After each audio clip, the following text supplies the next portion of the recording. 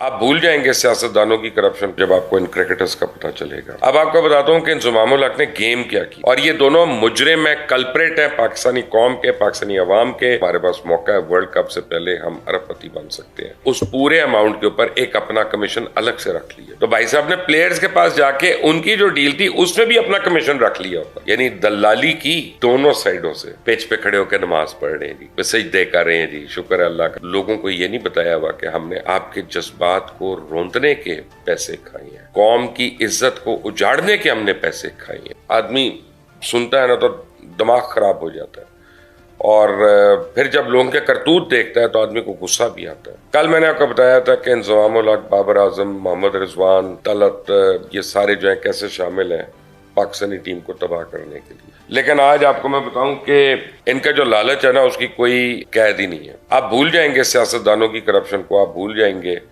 और लोगों की करप्शन को जब आपको इन क्रिकेटर्स का पता चलेगा। अब आपको बताता हूं कि इंजमामुल हक ने गेम क्या की, जो असल गेम थी, और जो उसने जाके गंद किया इस वर्ल्ड कप को अगर हारने में। दो लोग कोई हम जिनको कह सकते हैं कि ये जिम्मेदार हैं, एक इंजमामुल हक है और एक बाबर आजम है, और ये दोनों मुजरिम है, कल्प्रेट है पाकिस्तानी कौम के, पाकिस्तानी अवाम के, इस खेल के, जिस खेल ने इनको इज्जत दी, इन किटों के और इस ब्लेजर के और इस टोपी के। और ये हकदार नहीं है कि ये कहलाएं किसी भी तरह से कि ये पाकिस्तान के कैप इन्होंने पहनी हुई है या इन्होंने किसी वक्त भी पहनी।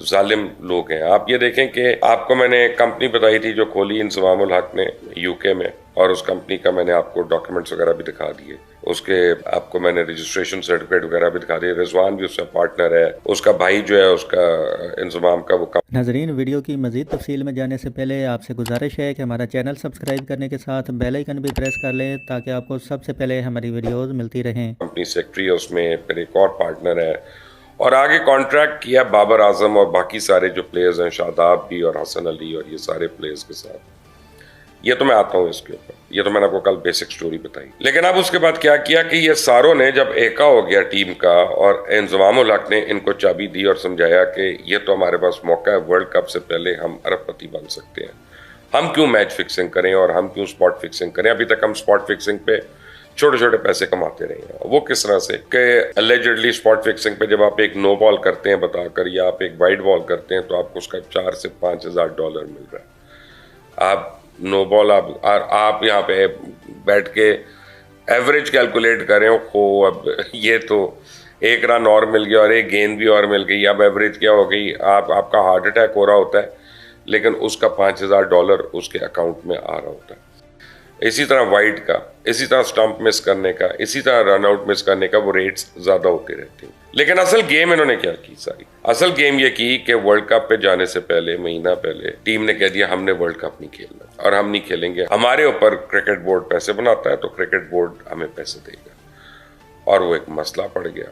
और क्रिकेट बोर्ड में ऑलरेडी मसला पड़ा हुआ था कि ज़का अशरफ आए थे, और ज़का अशरफ जो है वो अदालतों में फंसे हुए, ज़का अशरफ कोर्ट में फंसे हुए। प्लेयर्स ने कहा कि इस वक्त पीसीबी की जो मैनेजमेंट है ना वो टोटल डिसरे में है, तो इस वक्त उनको ब्लैकमेल करने का आइडियल टाइम है। और रमीज राजा को अनसेरेमोनियसली फारिग किया था, नजम सेठी को अनसेरेमोनियसली फारिग किया था, ज़का अशरफ को इन किया था। डायरेक्टर्स मान नहीं रहे थे, प्राइम मिनिस्टर शहबाज शरीफ करके गए थे, पीछे पीपल्स पार्टी और आसिफ अली जरदारी साहब की सिफारिश थी ज़का अशरफ को लाने के लिए। अस्सलाम वालेकुम, welcome to daily Urdu sports. Mubashir Luqman के तहलका खेज इंकशाफात पाकिस्तान क्रिकेट बोर्ड और कौमी टीम के काले करतूत सामने ले आए। पाकिस्तान की नुमाइंदगी करते हुए कोई इतना घटिया काम कैसे कर सकता है। एक तरफ तो आप ग्राउंड में खड़े होकर नमाज पढ़ रहे होते हैं, तो दूसरी तरफ पैसों की खातिर अपने ईमान और पाकिस्तान की इज़्ज़त का सौदा कर देते हैं। जब आपकी नीयत ही इतनी ख़राब होगी तो फिर आपने कौम को मायूस ही करना है। नाजरीन, मुबशर लुकमान का मज़ीद क्या कहना है, वीडियो को पूरा देखना, इन सब का घटिया काम आप भी जान जाएंगे। और ज़का अशरफ जो थे वो आते ही उनको शौक पड़ गए कि मेरे पहले टिकट्स बुक कर लो, मेरी बीवी के भी, मेरे भी, फ्लाइटें भी, ये भी वो भी, हम तो मैचेस देखने जाएंगे तो हम सामने बैठेंगे। तो इंडियन बोर्ड हेड को वो रिसीव कर रहे हैं कि जी हम अब प्लेयर जरूर भेजेंगे। वो इन चक्रों में पड़ गए अपनी खुद नुमाई में। इन्होंने स्ट्राइक किया जब वो इंडियन बोर्ड वाला गया यहाँ से, उन्होंने कहा हमने मैचेस ही नहीं खेलने वर्ल्ड कप के। तब ज़का अशरफ ने बड़ा प्रॉब्लम हो गया। अब वो पब्लिकली नहीं बता सकता था भाई साहब कि जनाब मेरे आते ही पूरी की टीम जो है वो बिदक गई है। तो ये तो सीधा ज़का अशरफ की गर्दन जानी थी इस पे। और उसको अब उसने सोचा मैं क्या करूं। इतने में इंज़माम उल हक जो हैं वो दाढ़ी को हाथ फेरते हुए, टोपी पहन के, साफा ओढ़ के, अल्हम्दुलिल्लाह अल्हम्दुलिल्लाह भाई आप ठीक हैं कहे, वो पहुंच गए ज़का अशरफ के दफ्तर। और वहां जाके उन्होंने ज़का अशरफ को कहा कि ये मैं अभी हल करा देता हूँ, मसला ही कोई नहीं है। तो अब दो बातें उन्होंने ज़का अशरफ से तय की। एक तो वो थी जो मैंने कल आपको बताई कि जी फलां फलां लड़का जो है वो इस तरह से खेलेगा, उसकी जो स्पॉन्सरशिप के पैसे हैं उसको इतने मिलेंगे, उसको इतने मिलेंगे, और उसका जो प्लेयर का कॉन्ट्रैक्ट है, कॉन्ट्रैक्ट ए जो है 50 लाख या 60 लाख जो भी है पर मंथ का, वो इनको सारों को मिलेगा। 3-3 साल की गारंटी है, वो टीम में खेलें या ना खेलें ये पैसे तो उनको मिलने ही मिलने हैं। अब बॉम्बशेल आ रहा है और ये है ब्रेकिंग न्यूज आज की। इंज़माम उल हक ने आके ज़का अशरफ को कहा कि जो आईसीसी पेमेंट करती है ना पीसीबी को, पाकिस्तान क्रिकेट बोर्ड को, उस पेमेंट के इतने % जो है वो प्लेयर्स में जाएगा, वरना नहीं होगा। उनका यार ये कैसे हो सकता है, वो आईसीसी और पीसीबी का है, पूरी दुनिया में कोई बोर्ड जो है वो ये नहीं करता। उनका आपने करना है तो टीम खेलेगी, आपने नहीं करना तो टीम वर्ल्ड कप नहीं खेलेगी, आप जाने आपका काम जाने। अच्छा उससे पहले अब ये टीम के नाम वाम भेज चुके हुए थे, यानी जो 16, 17, 18 प्लेयर्स होते हैं उनके नाम भी भेज चुके थे, तो वो विड्रॉ भी नहीं हो सकते थे उस स्टेज पे। अब सर पकड़ के बैठ गए। फाइनली उन्होंने बहस होना शुरू हो गया अमाउंट पे। अच्छा 30% होगा, 3% होगा, 25% होगा, 5% होगा। अब वो बहस हो रही है कि वो इतना कम, ये इतना ज्यादा, वो इतना कम, इतना ज्यादा।